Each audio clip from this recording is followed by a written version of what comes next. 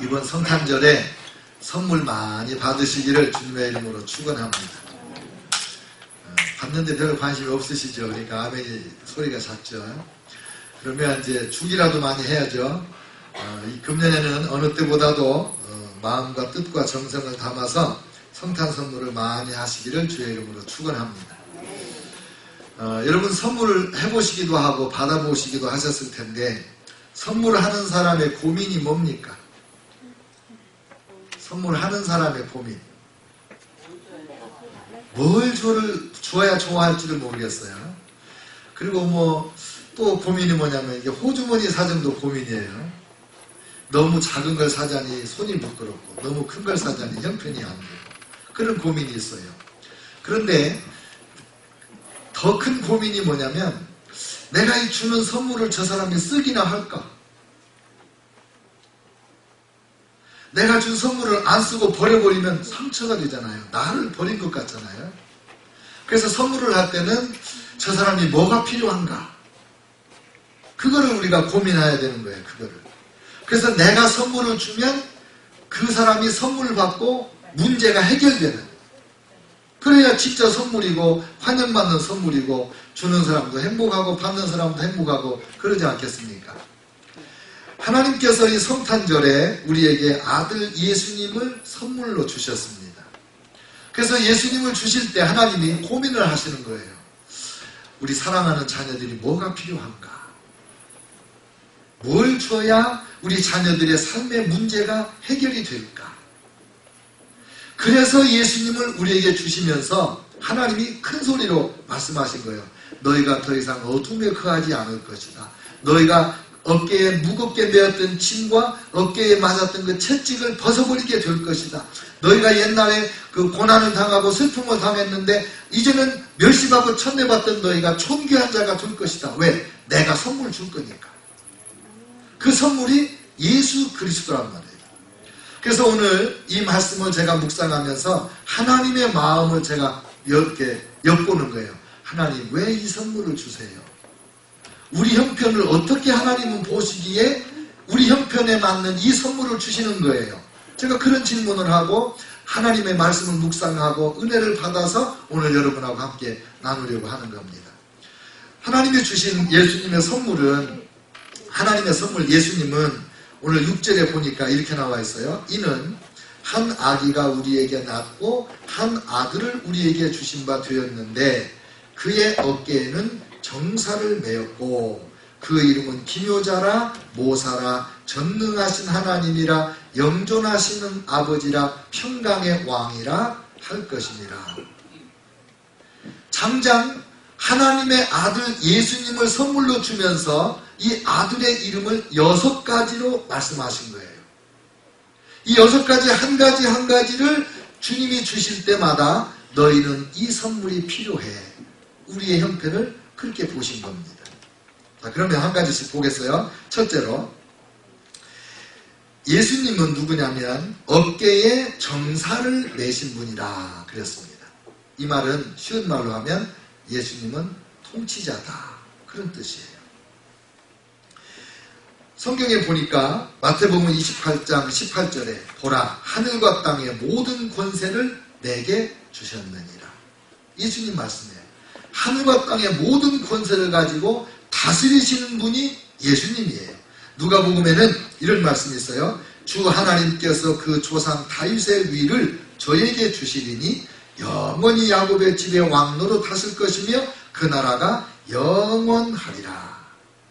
사도 바울은 빌립보서에서 말하기를 모든 무릎을 예수의 이름에 꿇게 하시고 모든 입으로 예수 그리스도를 주라 시인하여 하나님 아버지께 영광을 돌리게 하셨느니라 그러셨습니다. 왜 우리에게 통치자를 주시려고 그러세요? 우리의 통치자가 하나님 마음에 안 드시는 거예요. 진짜 우리를 다스리실 분은 하나님이신데 이 인생들을 다스리시는 다른 통치자가 있는 거예요. 그래서 우리 하나님께서 그 통치자 대신에 진짜 통치자로 예수님을 보내주시는 거지요. 에베소서 2장 1절 2절에 보니까 그는 예수님은 허물과 죄로 죽었던 너희를 살리셨도다. 그때의 너희는 공중권세 잡은 자를 따랐으니 곧 지금의 불순종의 아들들 가운데서 역사하는 영이라. 그랬습니다.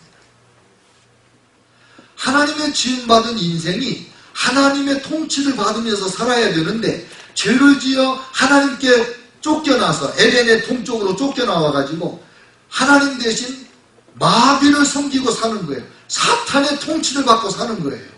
그러니까 너희는 더 이상 사탄의 통치를 받지 말고 나의 통치를 받아라. 내 아들 예수의 통치를 받아라. 그래서 어깨에 정사를 매신 통치자로 예수님을 우리에게 보내주신 겁니다. 여러분, 통치자 잘못 만나면, 지도자 잘못 만나면 진짜 인생이 심각한 문제에 빠집니다. 한반도 조그마한 나라지만 허리가 뚝 잘려서 김씨 3대가 통치하는 북한을 보십시오. 얼마나 비참합니까? 남한 아이들과 북한 아이들, 청소년들의 키가 15cm 차이 난다는 거 아닙니까? 못 먹고 굶고.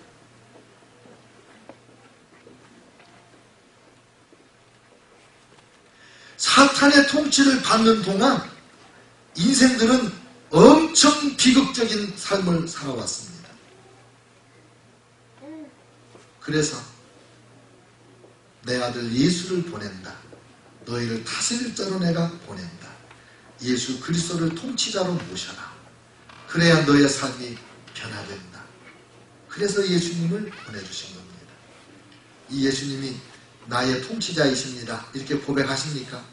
네, 그래야 됩니다. 두 번째, 예수님의 이름은 기묘자라 그랬습니다. He is wonderful.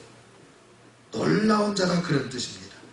여러분, 하나님이 우리를 지으실 때 정말 놀랍게 지었거든요. 하나님이 지으신 만물이 아름다워요. 그래서 주님께서 매일매일 지으시고 나서 하나님 보시기에 좋았더라, 하나님 보시기에 좋았더라 그랬어요. 근데 마지막 날 아담과 하와를 지어놓고 뭐라고 그랬어요? 하나님 보시기에 심히 좋았더라. 할렐루야. 우리 옆 사람을 보고 심히 좋습니다 한번 해보세요. 심히 좋습니다. 그걸 영어로 하면 You are very wonderful. 한번 시작. Wonderful. Very wonderful. 그런데 이 wonderful being, wonderful creature of God, 하나님의 창조에 꽂힌 인생들이 통치자를 잘못 만난 동안에 어떻게 됐느냐? 심히 ugly, very ugly하게 됐어요. 너무 추하게 됐어요. 너무 비참하게 됐어요. 너무 하찮은 존재가 됐어요. 너무나 죄를 져도 험악한 죄를 짓는, 요즘에 뉴스에 보니까 한국에는 뭐 토막살인 문제가 그렇게 많더만. 왜 이렇게 인생이 험악해졌느냐? 통치자를 잘못 만나서. 왜 이렇게 인생이 악해졌느냐? 원더풀, 하나님의 창조의 아름다움을 다 잃어버렸기 때문에. 어떤 유명한 신학자가 그랬대요. 사람들은 하나님이 만드신 우주 만물을 보고 감탄을 하고 그 지으신 하나님을 찬양하고 경배한다. 그런데 하나님의 피조물에 가장 아름답고 하나님의 피조물 중에 최고의 걸작품인 자기 자신을 보고는 감탄하지도 않고 좋아하지도 않는다. 무슨 말이에요? 그만큼 아름다운 하나님의 걸작품, wonderful creature of God, you and me, 우리를 보고 우리가 행복하지 않다는 거예요. 그래서 기묘자 예수님을 보내주시는 거예요. 예수님 스스로도 기묘한 분이시지만은 예수님은 우리를 만나시면 하나님의 그 기묘한 아름다움, 그 wonderful 그 aspects of human being, 인간의 가장 아름다운 놀라운 그런 모습을 회복시켜 주시는 분이거든요. 할렐루야. 그래서 예수님이 오신 거예요. 예수님을 만난 사람마다 내가 얼마나 아름다운 사람인가, 예수님을 만난 사람마다 내가 얼마나 존귀한 사람인가, 내가 얼마나 하나님의 사랑받는 사람인가, 하나님의 눈이 24시간 나를 지켜보고 계시는 하나님의 기쁨이 아닌가, 이걸 깨닫게 되는 거예요. 그뿐만입니까? 내가 하나님 앞에 존귀함을 회복하니까는 그 다음부터 사람을 볼 때마다 어쩌면 저렇게 아름답게 지으셨을까? 어쩌면 저렇게 존귀할까? 어떻게 저렇게 사랑스러울까? 내가 무엇을 좀 도와줄 것이 없을까? 이런 열정이 막 생겨나는 거예요. 왜? 우리가 기묘자로 회복됐기 때문에. 하나님의 형상, 이마고 데이, 이미지 오브 갓, 우리 안에서 다시 회복됐기 때문에. 여러분과 제가 이만큼 아름다워진 이유가 뭐예요? 기묘자 예수님이 우리를 기묘하게 회복시켜 주신 거예요. 믿습니까? 앞으로 여러분 거울 보실 때마다 너는 어쩌면 이렇게 아름다우니? 참으로 기묘하다. You are wonderful. 이렇게 하시기를 주의 이름으로 축원합니다.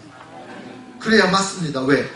혹시 나는 세상적인 관점으로 내가 크냐 작냐 뚱뚱하냐 홀쭉하냐 이런 생각을 할 수 있는지 모르지만 그거는 세상적 관점이고 하나님의 눈에 볼 때는 저와 여러분이 유일한 독특한 하나님의 오묘한 솜씨의 작품이 아닙니까? 기묘하신 예수님이 저와 여러분에게 주어진 이유는 우리를 기묘하게 만들어진 대로 회복하시는 거예요. 할렐루야. 그 다음에 세 번째 예수님의 이름이 모사입니다. 카운슬러. 상담자라는 뜻이에요. 예수님이 우리의 상담자로 오셨습니다. 원래 하나님의 자녀들은 하나님의 통치를 받으면서 하나님의 걸작품으로서의 그 품위를 뽐내면서 하나님의 지혜로 살게 되어 있거든요. 근데 통치자 잘못 만났어요. 그래가지고 우리의 아름다움이 다 망가졌어요. 그리고는 하나님의 지식을 잃어버리고 하나님의 지혜를 잊어버리고 그리고는 세상 지식으로 살아요. 세상적인 가치관으로 살아요. 그러니까 어떨 때는 내가 나를 볼 때도 소름이 끼칠 만큼 내가 이상해. 너는 도대체 어떻게 그런 못된 생각을 하니? 남들은 모르지만 나는 알아. 그러니까 내가 나를 좋아할 수가 없어요. 내가 나를 칭찬할 수가 없어요. 그런데 이제 예수님이 우리의 통치자로 오셔서 예수님이 우리의 아름다움을 회복하고 존귀함을 회복하고 우리의 기묘함을 회복해 놓으시니까 이제는 세상 지식을 버리고 하나님의 지혜로 살게 되는 거예요. 왜? 예수님이 우리의 상담자니까. 우리를 상담해 주시니까. 여러분 요즘 상담은요, 상담자가 말을 많이 안 하고 주로 듣는 상담을 합니다. 비지시적 상담이라고 그래요. 그것이 상담학의 대세거든요. 그러니까 우리 상담자이신 예수님이 상담자이신 예수님이 정말 잘 들어주십니다. 여러분 기도할 때 막 몸부림을 치면서 침을 튀기면서 그냥 주님 앞에 막 따라촉같이 막 싸대잖아요. 근데 예수님께서 야 너 숨 넘어갈 것 같다 좀 천천히 얘기해라 그런 말씀 하신 적 있어요? 없어요.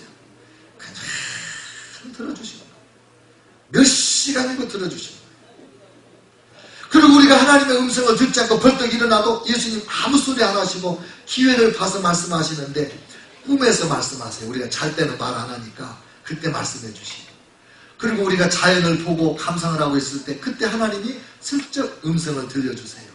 설교를 들을 때 집중적으로 말씀을 듣고 있으면 성령께서 우리에게 말씀을 하셔서 나에게 깨우침을 주시고 위로와 격려를 주시고 하나님의 사랑을 막 부어주시는 거예요. 할렐루야. 상담자 예수님. 여러분 고민하지 마세요. 예수님께 와서 상담하세요. 모르시는 것이 없잖아. 우리 하나님은. 능력도 못할 일이 없잖아요. 그러니까 그런 상담자가 세상에 어디 있어요. 그러니까 우리 예수 믿는 사람들에게 주신 하나님의 그 은혜가 뭐냐면 무한한 하나님의 지혜. 언제든지 여쭈면 베풀어 주시는 그 지혜. 야고보 사도가 뭐라고 했습니까? 너희 중에 누구든지 지혜가 부족하거든 후히 주시고 꾸짖지 아니하시는 하나님께 구하라. 그리하면 주시리라. 의심하는 자는 마치 바람에 흔들려 밀려가는 물결 같으니 그런 자는 하나님께 무엇이든지 받을지 생각지도 마라. 두 마음을 품은 자들이니라 그랬어요. 하나님이 주신 예수님은 우리의 상담자이십니다. 하나님의 지혜로 절대로 실패가 없고 절대로 실수가 없는 하나님의 진리로 우리의 걸음을 인도해 주시는 원더풀 카운슬러이십니다.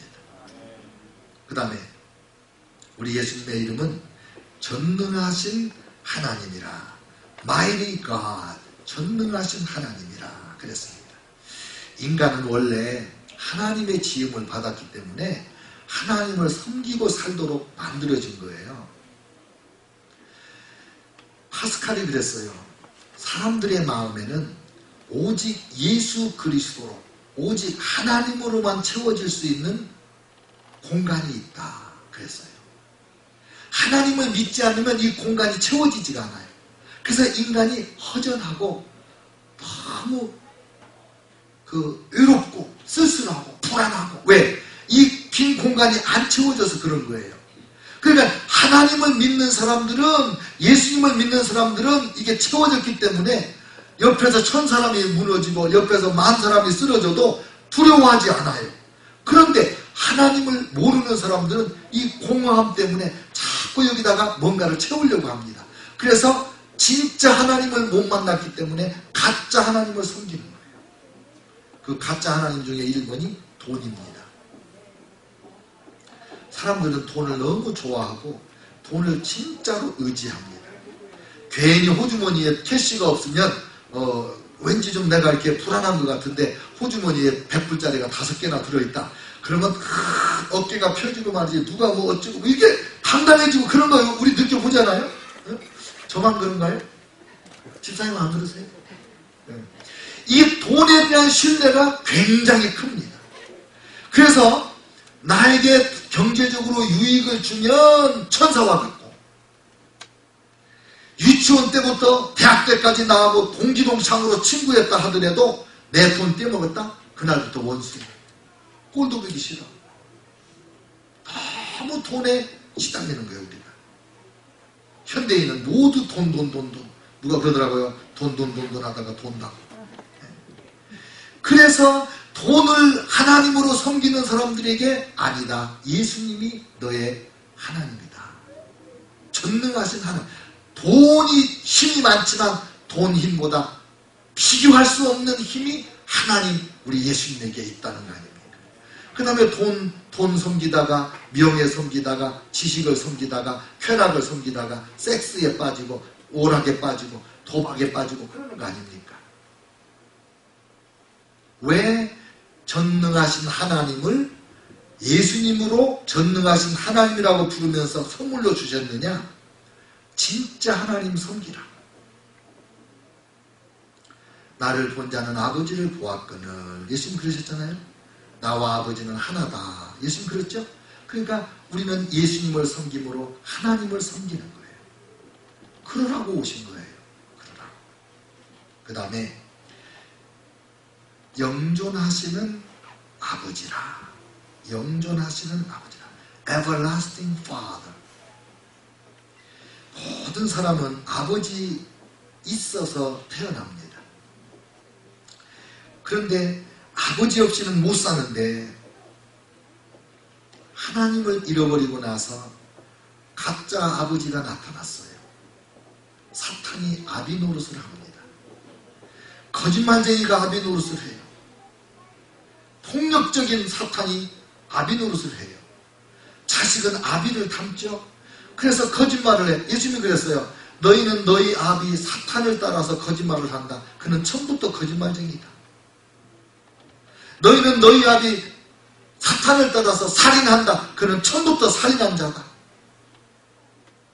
왜 현대인들이 그렇게 무지막지하게 죄를 지게 되는가? 아비를 닮아서 그런 거예요. 그래서 우리 하나님께서 그래, 너희가 아비를 잘못 만나서 고생하고 사는구나. 내가 진짜 아버지를 보내주마. 영원한 아버지를 보내주마. 그래서 예수님을 우리에게 이 성탄에 선물로 주신 거예요.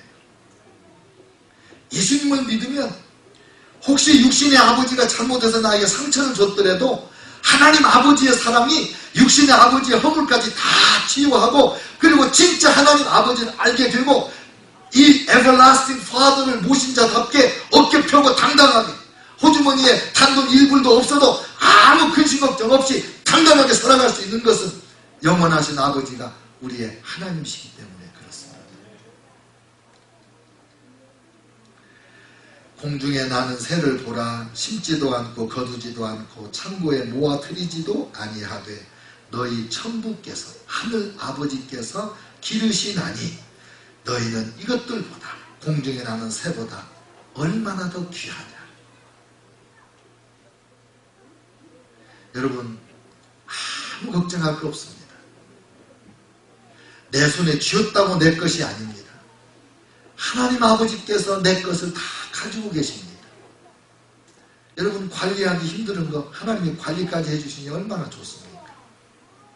가난뱅이 의식을 버리고 아버지 하나님을 믿는 자녀답게 당당하게 사시기를 축원합니다. 그 다음에 6번째가 예수님은 그 이름이 평강의 왕이라 그랬습니다. 여러분, 세상은 불안합니다. 그리고 전쟁이 끝이 없고 재난의 소리가 끝이 없고 정말 불안할 수밖에 없습니다. 그리고 자꾸 불안하게 만듭니다. 불안하게 만들어요. 그리고 성경 말씀에 악인에게는 평강이 없다 그러셨어요. 죄를 짓는 자는 다 악인이라고 그래요, 성경에는. 그러니까 죄인은 평강이 없다는 거죠. 도둑은 재발이 저리고 쫓아오는 사람이 없어도 두리번거리며 도망가는 것이 도둑입니다. 죄 가운데 사는 인생들에는 평강이 없어요. 왜 평강의 왕 예수님을 보내주셨는가? 우리가 죄 용서받고 평강을 누리도록 하려고. 통치자 예수님, 기묘자 예수님, 상담자, 모사 예수님, 영원한 아버지이신 예수님, 전능하신 하나님이신 예수님을 만난 사람이라야만이 드디어 이 평강의 경지에 들어가는 거예요. 그 예수님 그러셨어요. 내가 너희에게 평강을 주노라. 나의 평강을 준다. 내가 주는 평안은 세상이 주는 것과 같지 않다. 돈 많다고 잠시 평안해지죠? 병이 나았을 때 잠시 평안해지죠? 미인을 만나거나 미남을 만나거나 사랑할 때 잠시 평안한 것 같죠? 그러나 그 평안은 잠시입니다. 다 지나갑니다. 그러나 예수 그리스도로 말미암은 평안만은 영원한 평안입니다. 현세와 내세의 평안입니다.